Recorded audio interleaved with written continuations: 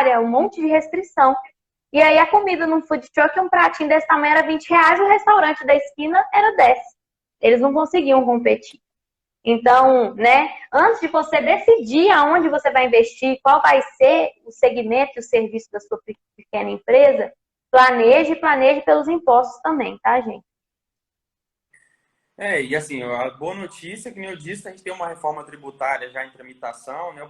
A ideia é que ela passe ainda esse ano, junto também com a reforma administrativa. São coisas que eu gosto muito de acompanhar, porque impacta no nosso negócio aqui, impacta nos nossos clientes. E eu acredito muito que a gente vai ter um ambiente mais favorável, principalmente para as pequenas empresas. Porque hoje, assim, a gente vive numa situação onde você abre um negócio, a primeira coisa que já vem é taxa de junta, é conselho para quem tem alguma empresa Nossa, própria, que nem demais. a minha, por exemplo, a gente tem que pagar CRC, aí eu tenho que pagar, minha sócia tem que pagar e a nossa empresa tem que pagar. E assim, eu acho um absurdo isso, né? Eu vivenciei isso em outra cultura, em outro país. Quando você abre lá, o governo, a sociedade quer ver você crescer, porque aquilo é bom para o governo, porque ele vai lá na frente ele vai arrecadar mais impostos, porque você vai crescer. Para a sociedade é bom, porque você vai gerar emprego. Para os fornecedores, se você precisava de uma, sei lá, de uma maçã, na hora que você cresce, você é um hortifruti, você vai passar a precisar de 1.000 quilos. Então, assim, eu acho impressionante como, assim, nós temos uma visão, assim, no nosso país muito arcaica nesse ponto, que a gente já quer, assim, a pessoa acabou de abrir a empresa, você já quer ir lá e sangrar a empresa, né? Você quer tirar o máximo que Aí você o puder. governo, né? É, ao invés de você dar esse suporte para ele crescer, e aí sim você ir lá e falar assim, olha, agora dá para a gente aumentar um pouco do imposto, agora você está recebendo mais dinheiro, você cresceu. Aqui não, é essa forçação que existe no início, que a pessoa não faz, se não fizer um planejamento legal, vai se deparar com surpresas financeiras, e aí na hora que ela percebe, ela já está com problema na formação de preço, está com problema com que nem de pesquisa de mercado, para saber se o seu preço está competitivo ou não. Às vezes era só questão de ponto, que nem a Larissa falou. Tinha um restaurante vendendo a metade do preço, mas de repente ela vai para algum lugar onde o preço dela já é a metade daquele ambiente onde ela está. Por exemplo, um restaurante na região do Santo Antônio, não é o mesmo preço do que você ir, por exemplo, lá para o Bonfim, onde que eu morei. Então, assim, você tem que fazer esse tipo de pesquisa para você saber onde vai ser seu ponto, qual vai ser seu público. Então, nesse ponto aí, o que a gente gostaria de compartilhar com vocês é isso. Sim, e outra coisa, né, gente? Infelizmente, o governo brasileiro ele tenta tirar proveito um pouquinho de tudo.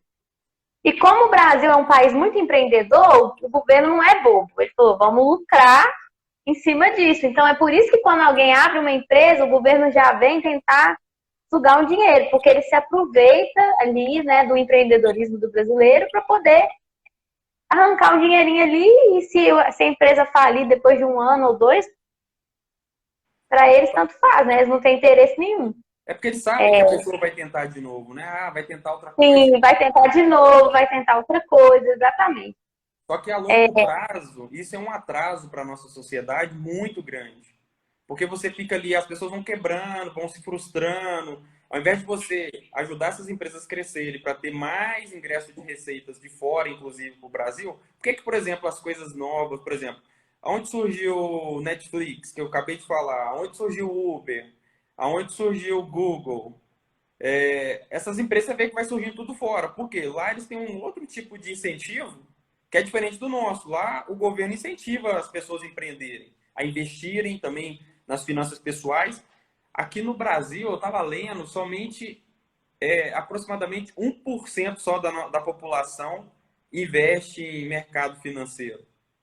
Enquanto nos Estados Unidos é quase 90%. Então, assim, tem uma cultura assim, ainda voltada para um método que, no meu ponto de vista, é atrasado e que não ajuda a gente como sociedade, sabe? Sim, olha só, tem uma outra pergunta aí nos comentários. O que é melhor no início de uma empresa? Investir tudo de uma vez ou gradualmente?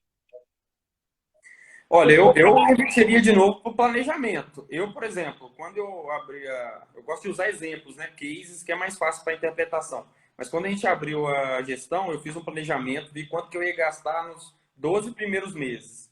E durante a operação e também no pré-operacional. Porque às vezes as pessoas não sabem, mas assim, antes dela abrir, ela já está tendo custos, né? Eu, por exemplo, tive custo para construir o nosso site, eu tive custo com o sistema que a gente contratou, que a gente teve que pagar no início. Então, assim, foram coisas que a gente foi elencando no pré-operacional e pós. Então, assim, para a gente abrir a empresa, a gente estabeleceu que a gente ia colocar um capital inicial para que desse para cobrir as nossas despesas durante 6 meses.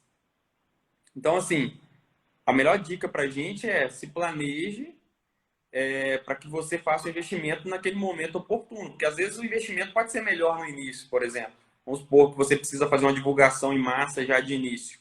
Então você tem que investir já logo no início. Mas se você perceber que você precisa fazer um investimento em marketing mais por 6 meses, é melhor você investir naquele prazo. Então, assim, eu não vejo uma fórmula para essa questão do investimento, a não ser o planejamento. Eu não sei se você pensa diferente, viu? E se você pensar, pode compartilhar, que a gente aprende aqui juntos também. Sim, não, na verdade, assim, né? Não existe uma fórmula, não. Porque o que a gente fala, né? Sempre eu pergunto para os meus clientes. Existe uma coisa que a gente chama de perfil de investidor. Tem pessoas que amam risco. Então, a pessoa ela é mais suscetível a riscos, ela vai chegar e vai investir 100 mil reais de uma vez na empresa dela, e isso é o que ela pode fazer, é o que ela se programou para fazer. E você tem empresários que são aversos ao risco, e aí, nesse caso, eles vão gastar esse dinheiro gradualmente. Então, tudo depende, primeiro, da sua restrição orçamentária. Você tem esse dinheiro para investir tudo que você precisa de uma vez ou não? E segundo, do seu perfil de investidor. Você gosta, você assume o risco, você está preparado para esse risco ou não? Né? Essa é uma outra questão importante também de se fazer quando você estiver pensando em investir.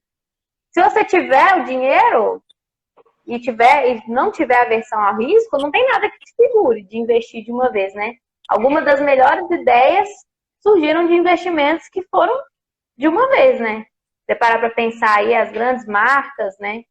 Os computadores que surgiram, essas tecnologias que revolucionaram a vida do ser humano, essas pessoas juntaram dinheiro por anos até começar ali na garagem, né? E elas investiram tudo que tinham de uma vez. Então, tudo aí depende realmente do perfil do investidor e da restrição orçamentária.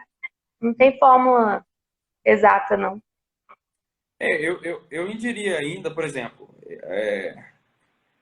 tem um livro chama Quem Pensa Enriquece.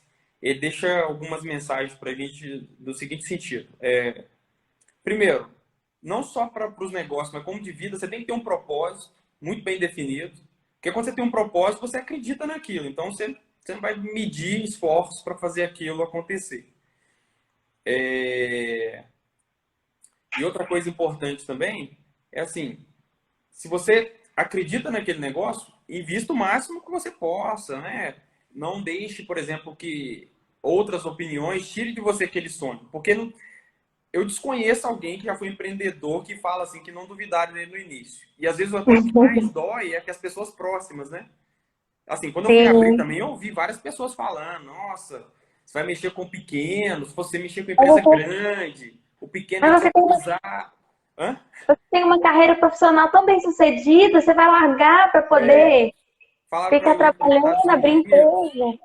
Falaram assim, você agora estudou inglês fora, por que você não vai para os Estados Unidos, vai trabalhar numa empresa lá? Eu falei assim, não é o meu propósito. Eu estou com o meu propósito de ajudar os pequenos empresários, isso que me faz bem, porque eu vi o quão importante isso é para as grandes empresas. Então, por que não fazer para as pequenas empresas?